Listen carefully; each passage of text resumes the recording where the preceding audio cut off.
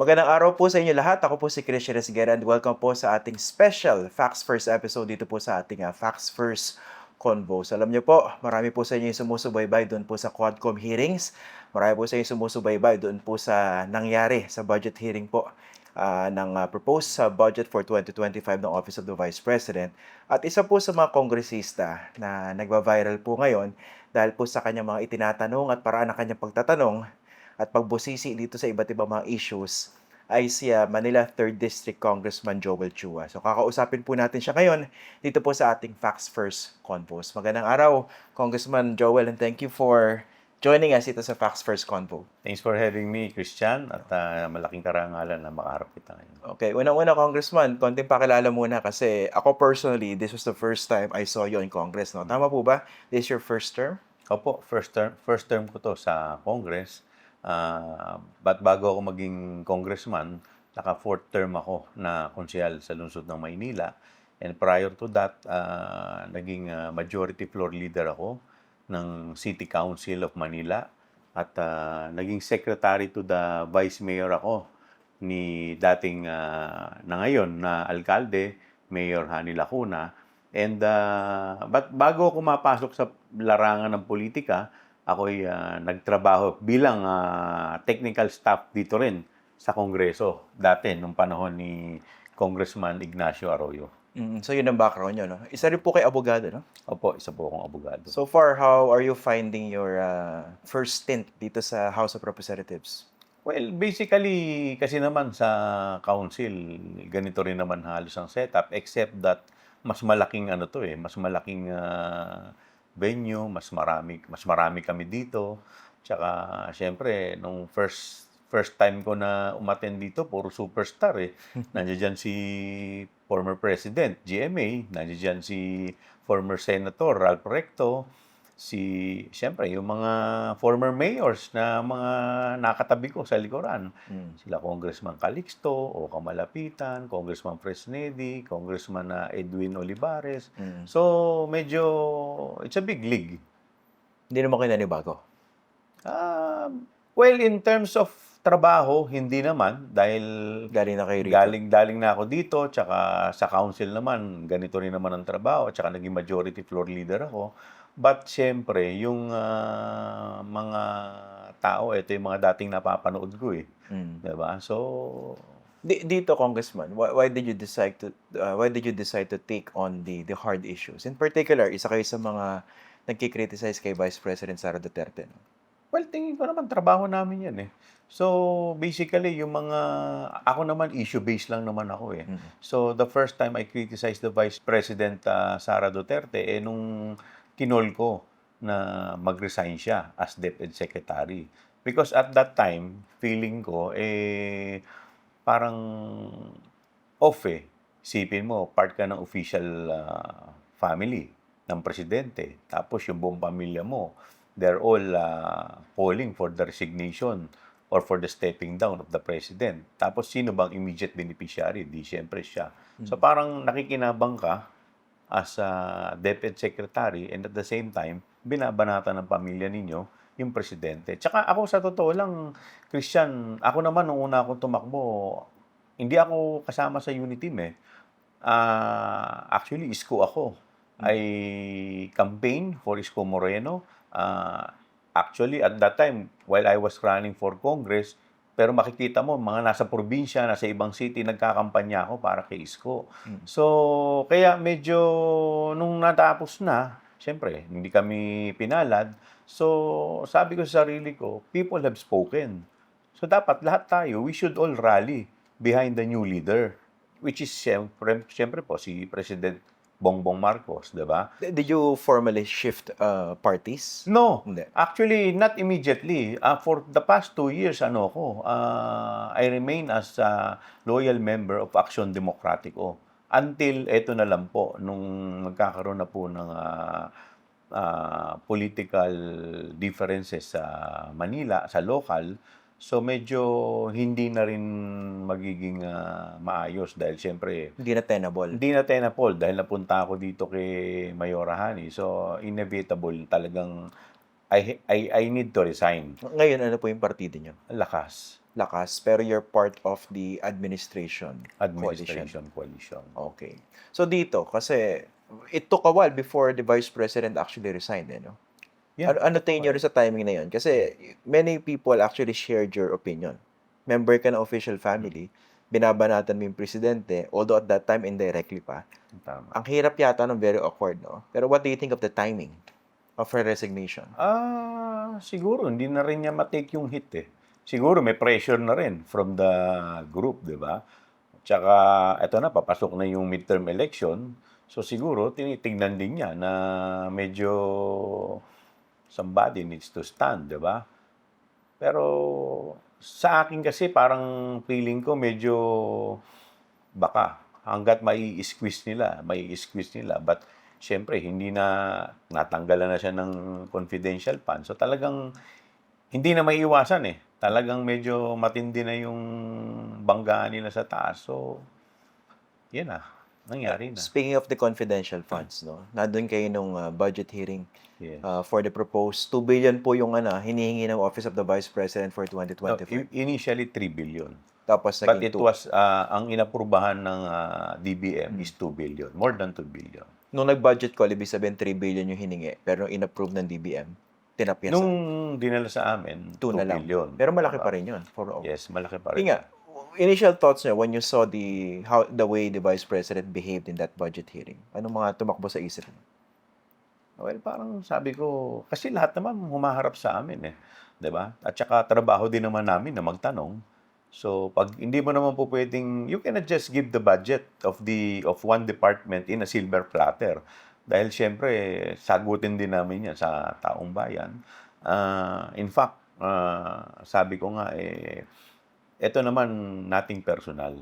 Kumbaga, paano namin aaprubahan yung hinihingi mong 2025 kung hindi namin titignan kung paano mo ginamit yung past years, yung spending mo over the past years, di ba? So, yun ang magiging basis namin eh. So, What do you think of her argument, which was also supported by former President Gloria Arroyo and I think yung former APRO committee chair, si Congressman Oo nga. Mangab? They were insisting na wala namang proposed confidential fund for 2025. In fact, tinanggal na nga yan. Bakit nyo pa tinatanong? well, basically, yun ang kung paano niya ginastos yun eh. So, siyempre, titignan mo kung paano niya ginastos. Kasi alam mo, Christian, itong hinihingi niya, hindi naman to barya eh. It's 2 billion. So, yung naging issue po dito dati, at talaga namang matinding issue is yung confidential fund, di ba? Ang problema kasi, nagkaroon ng notice of disallowance. So, ang question dito, anong nangyari? Bakit? Saan niya ginamit? So, syempre, paano mo ibibigay yung 2025 kung wala kang pagbabasihan kung paano dati? Ngayon, sabi nila, dapat dati ninyo yung tinanong, di ba? Pero ngayon lang namin nakuha yung documents eh. Actually, si Congresswoman Franz Castro, 1 taon niya na palang hinihingi yan Sa COA. sa COA. It was only during the committee hearing sa dito sa Committee on Appropriation nung umupo nung sinalang doon yung COA at sinasabi ni Congresswoman Franz Castro, 1 taon ko lang hinihingi yan, hanggang ngayon hindi niyo pa binibigay. Ang tanong, meron na ba kayong COA findings? O sabi naman ng COA, dati po kasi noong last year wala pa. Ngayon meron na. So, kaya ngayon lang kami nabigyan. So, ngayon lang namin makikita. So, ngayon lang namin siya matatanong. Anong tingin nyo rin sa lumabas dun sa notice of disallowance? Ano yung mga tumakbo sa isip yung nakita nyo? Ganito pala. Well, It was made public, di ba, finally? Yes, doon ako talaga nakapokus doon sa 11 days na ginastos niya, 125 million. December 21 to December 31, di ba? Alam mo, nung binabasa ko nga yung findings, medyo may mga tinanong namin si COA eh. Ang nagtanong si Congresswoman Magsaysay. Sabi niya, kaya po ba may notice of disallowance? Ang ibig sabihin nito, hindi tama yung pagkakagastos. Ang sinabi ni COA, tama eh. Nung ako po nagtatanong, tinanong ko si COA. So, pag sinabi po ninyong hindi tama yung pagkakagastos, ang ibig sabihin din po ba nito, merong posible po ba na may diversion of public fund? Sabi niya, meron. So, ibig sabihin, yung supposed pondo na gagamitin, ibinigay namin sa'yo, etong pondon to para gamitin mo sa confidential or intelligence fund. Pag sinabi mong diversion, ibig sabihin, hindi mo ginamit para doon. Oo. Ginamit mo sa iba. At saka may malinaw na patakaran dyan, di ba? Yung Joint Memorandum Circular Yes. 2015. Ang linaw-linaw naman. Kaya nga nung tinatanong ko siya, actually, nung tinatanong ko siya nung una, sabi ko sa kanya, kayo po ba, nung naging alkalde kayo ng Davao, meron kayong confidential fund?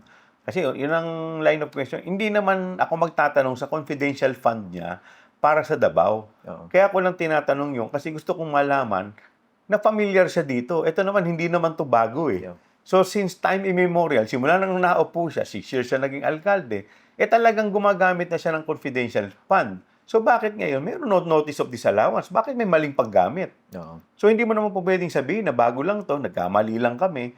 Paano mo sasabihin yun? Ang tagal mo nang gumagamit ng confidential fund. Alam niyo yung sagot dun sa tanong niya kasi alam naman natin yan, di ba? Meron siyang confidential funds sa Davao. Tama, exactly.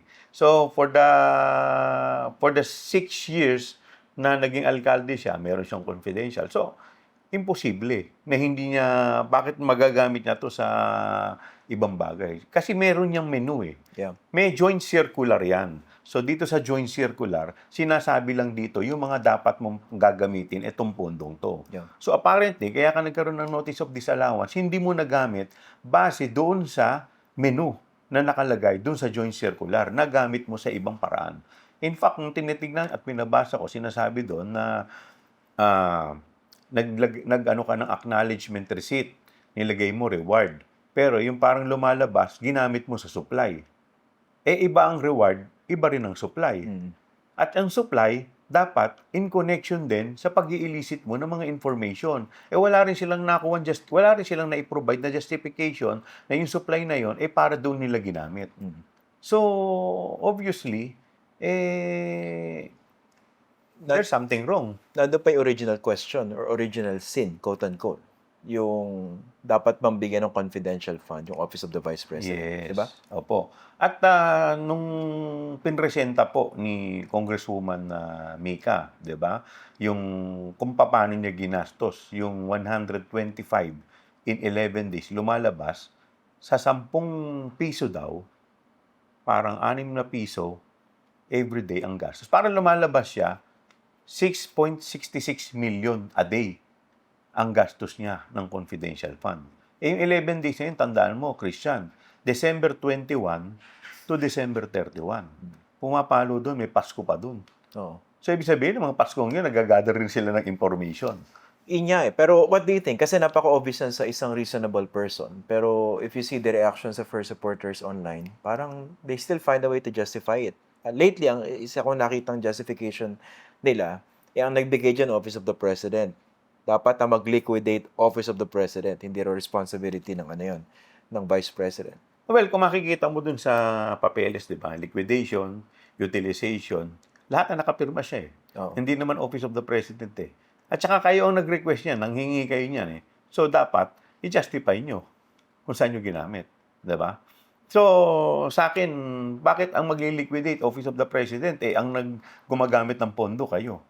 So, ano naman ang kinalaman ng Office of the President sa paggamit ninyo ng pondo? Ano ba yung iniimbestigahan ninyo? Ano ba yung, anong mga information ba ang ini-elicit nyo? Ano bang alam ng Presidente doon?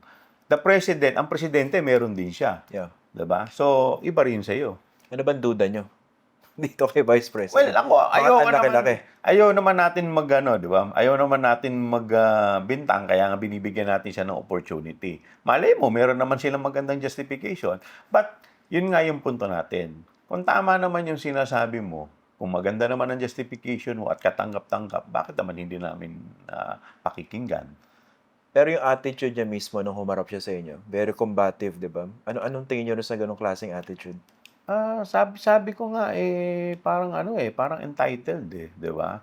So siguro tingin niya mga congressman lang kami, mga maliliit lang kami, di ba? Siyempre siya, alam naman natin, medyo mataas na tao. Pangalan pa lang nakaka-intimidate na. Tas Vice President, di ba? So, ba't kami naman sa totoo lang, trabaho lang naman 'to eh. Di ba? So, at ito naman pinag-uusapan namin, hindi naman namin pare-parehas pera eh. Siyempre, pananagutan din namin to sa tao. paano rin namin i-justify bakit namin siya binigyan ng 2 bilyong pondo, eh, may mga history na pala na past spending na hindi maganda yung pagkakagastos niya. Tapos bibigyan mo pa, pagkakatiwalaan mo pa ng 2 bilyong pondo. Hindi ko po yung pera. Hindi rin yung pera ni Vice President. Hindi mo pera. Pera ninyo yun. Pera ng taong bayan yon na pinagsama-sama at ngayon ilalagay sa mga departamento para masabi nga at ma-justify yung paggamit nila. So, paano ano mangyaharap namin sa mga taong bayan? Ano yung mga pinaka nakita niyong most insulting as a congressman doon sa attitude ng Vice President? Kasi 'di ba, she was given the opportunity to present, tapos meron siya opening statement na hindi naman unusual. Pero sa opening statement itself, ang dami niyang pinagsasabi ron, 'di ba? Sa Binanggit yung akin, impeachment. ang medyo off, no? Yung pinapatanggal niya yung chairman. Yeah. Yung nakaupo, si Congresswoman Estela, 'di ba? I mean, wala naman, ng committee yun eh. Kumbaga, desisyon ng committee yun kung sinong pauupuin Yeah. doon, 'di ba? So, kino-question niya yung chairman, 'di ba? Gusto niya mag-inhibit. That is not a court. Hindi naman po korte yan para magpa-inhibit ng judge, eh, 'di ba? I think on at least 2 occasions pinapapalitan niya si Congresswoman Stella Yes, Kimbo. and on top of that, ang tinatanong sa kanya tungkol sa budget, pero may mga personal attack siya sa mga kapwa naming kongresista, 'di ba? I mean, sa tingin ko dapat, ang usapin kasi is budget, eh. Wala namang kinalaman 'yun sa dalawang kongresista na nandoon sa kanilang mga personal na kung ano man 'yun, 'di ba? Eh bakit sa tingin niyo ganun yung attitude niya?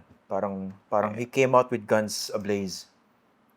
Kagaya ng sinabi ko sa inyo, siguro sa lugar nila, sa Davao, eh, she can get away with anything dahil siyempre doon talagang hari sila, 'di ba? Sila ang siga.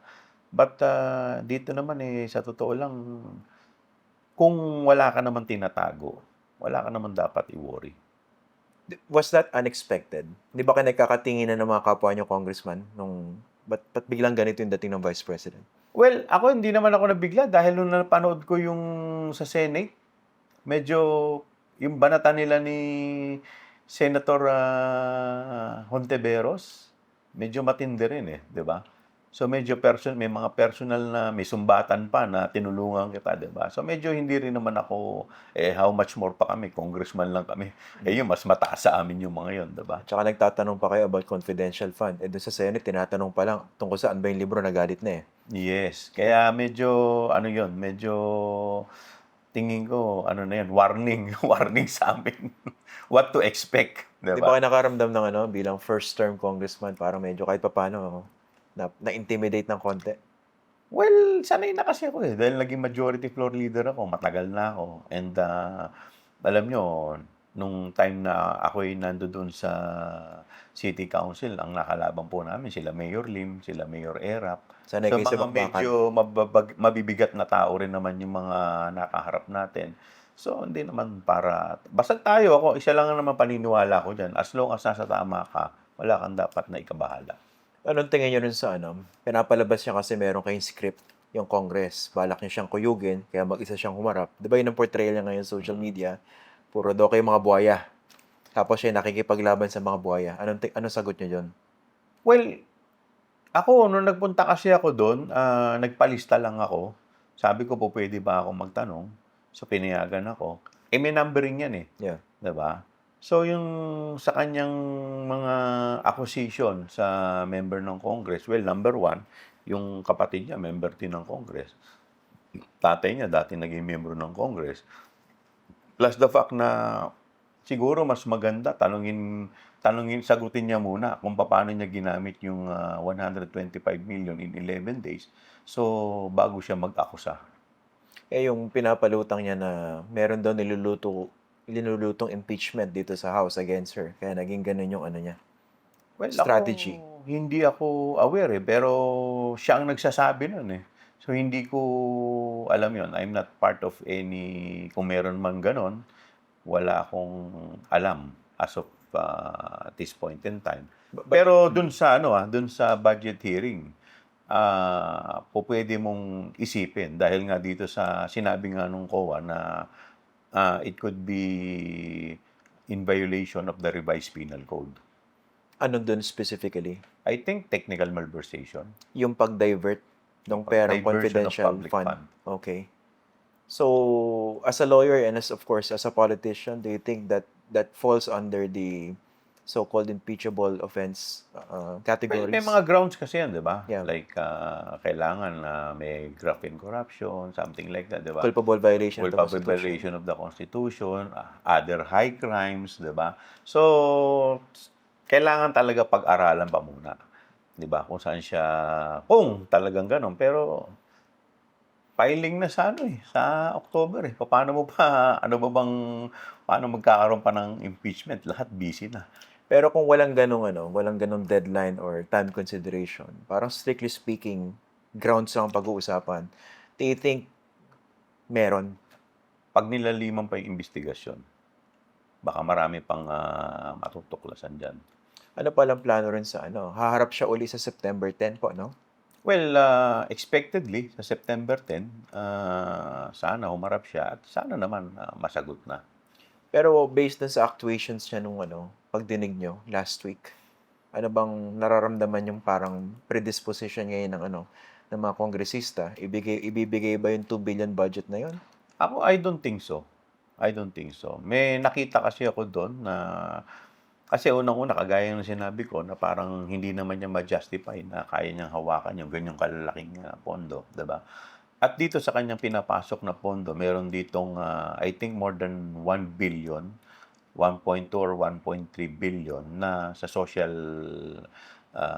services like yung burol, medicine, something like that, diba? Ako tingin ko, yung mga bagay na yun, dapat ibigay na lang yun sa mga proper agencies or department na talagang yun ang binibigay, mga social services like DSWD, like DOH, diba? So forth and so on.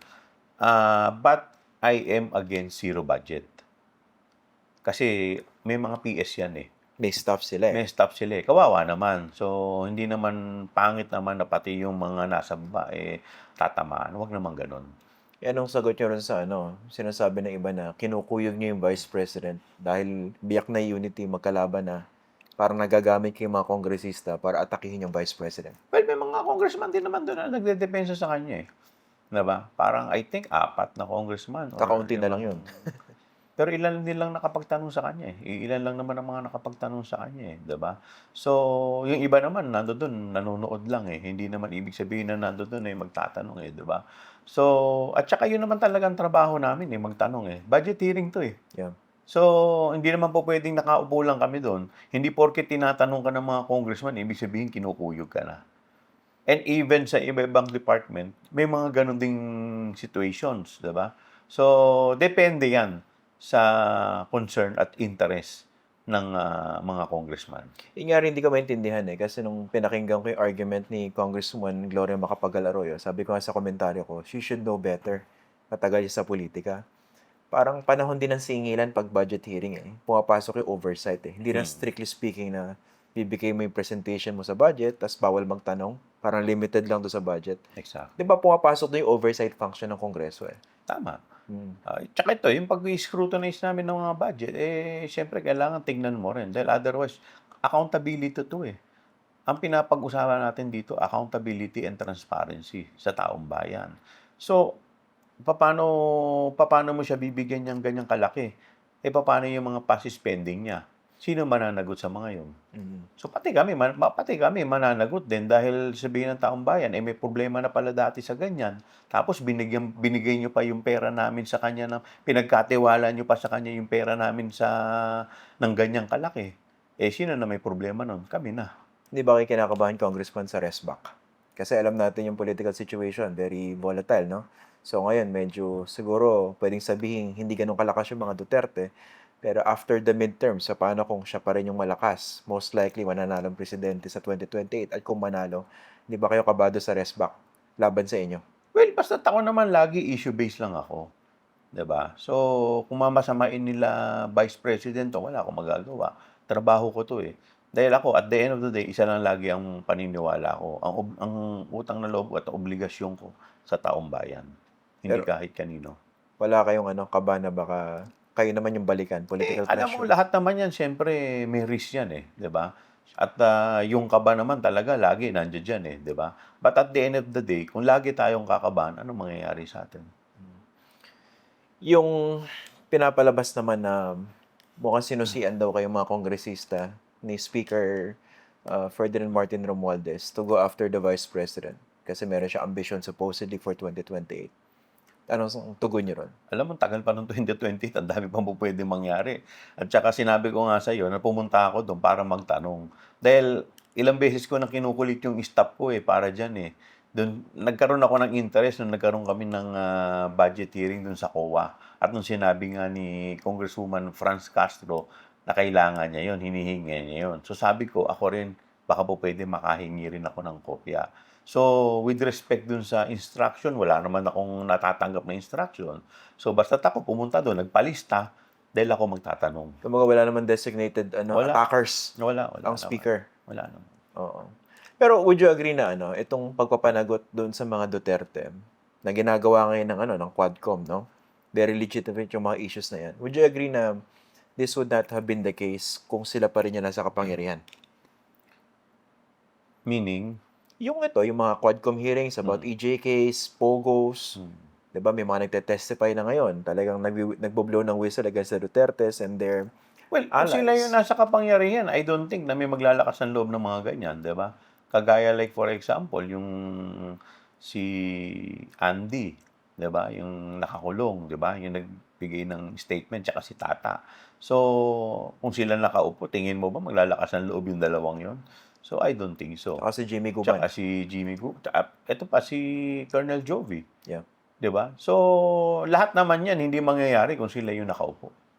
Pero ito, anong tugon nyo rin sa mga bumabanat naman din sa Quadcom hearings na sinasabi? It's all about destroying the Dutertes. Well, alam mo, they can always allege that. Siyempre, yung mga pro-Duterte, yan ang sasabihin. Yung mga anti-Duterte naman, siyempre, they want the truth. Eh, yung mga biktima, paano naman yung mga biktima? Like for example, yung mga biktima ng EJK na wala naman talagang boses. So, ngayon, they're crying for justice. So, sila naman natutuwa. So, basta't ako, isa lang naman ang paniniwala ko. O gawin lang namin kung anong trabaho at kung anong tama. Hanggang kailan pa po ba itong Quadcom hearing sa pagkakaalam nyo? Eh, ito nga dahil siyempre nakita natin sa October, filing na. Yeah. 1 So, to 8. 1 to 8. So, I don't think, ewan ko lang kung makakakuha ka pa ng mga quorum niyan pag ganyan, di ba? So, siyempre, busy na rin yung kanya-kanyang mga congressman sa kanilang mga distrito. At siguro this year, baka possible pa, no? Pero next year, baka medyo busy na lahat. Tingin ko lang, personally. Election season. Election season fever na, di ba? Mm. So, Kayo po ba, you will gun for a second term, no? second term lang. Mm. Kumusta naman yung politika sa Maynila? Medyo magulo, pero siyempre, sa ngayon kasi medyo nakapokus pa ako dito sa national eh. So, but like many other congressmen, by next year, tutok na rin sa local. Wala ka naman choice na doon. So, Congressman Joel Chua, maraming salamat po for joining us. malaking bagay po ito sa akin. Maraming salamat din kayo sa inyo. Yan po ang ating special Facts First Convo. Kasama po si Manila 3rd District Representative Joel Chua. Sa ulitin po, ako po si Christian Esguera. Maraming salamat po.